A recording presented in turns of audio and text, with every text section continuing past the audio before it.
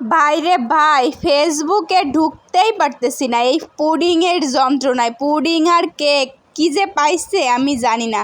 মানে ফেসবুকে ঢুকলেই একটাই জিনিস, pudding pudding pudding, cake cake cake. Viral এই কেক বিক্রেতার মানে কেক ভাইরাল হওয়ার পরে সবাই খালি পুডিং আর কেক বিক্রি করতেছে আর বানাচ্ছে। আমি এগুলো তো দেখতে দেখতে একদম যার জন্য আমি নিজে এখন পুডিং বানানোর জন্য চলে আসলাম। মাত্র 100 টাকা খরচ করলেই বাড়িতেই এমন থকথকে একদম পারফেক্ট ক্যারামেল পুডিং বানাতে পারতেছেন। তাহলে আপনারা কেনই বা ওই আগারগাঁয়ে যে ঠেলাঠেলি করে আপনারা এই 400 টাকা দিয়ে পুডিং কিনে খাবেন বলেন?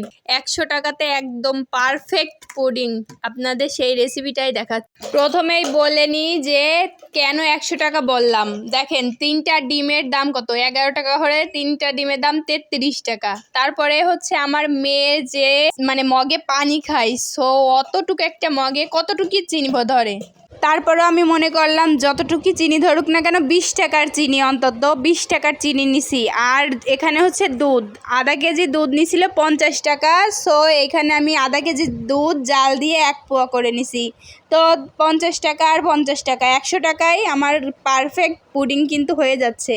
এখানে কিন্তু কোনো কাটছাট নাই। তো আমি যে পাত্রে পুডিংটা বানাবো সেই পাত্রেই একবারেই ক্যারামেল করে নিছি। ক্যারামেল করার পরেই আমি মিক্সারটা সম্পূর্ণ ঢেলে দিচ্ছি।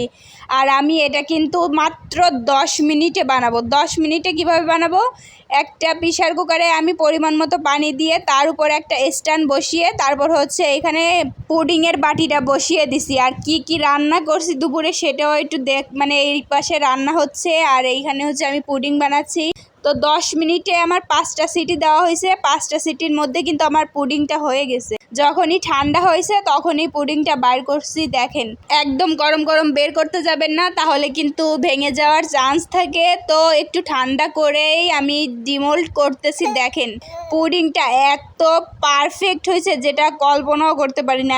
প্রেসার কুকারে কিন্তু এই প্রথমবারের মতোই আমি পুডিং বানাচ্ছি, আগে কিন্তু কখনোই বানাইনি। মনের ভিতর খুবই ভয় লাগতেছে যে পুডিংটা কি একদম ভালো হয়েছে নাকি হয়নি, নাকি কেমন হয়েছে না না হয়েছে, মানে মনের ভিতরে খুবই খুঁতখুত করতেছিল। অবশেষে দেখলাম যে না, পুডিংটা একদম পারফেক্ট হয়েছে, জাস্ট ওয়াও। আমি তো মানে অবাক হয়ে গেছি, এত সুন্দর আর এত থকথকে হচ্ছে যে কোনো জায়গাতে কোনো সমস্যা নাই।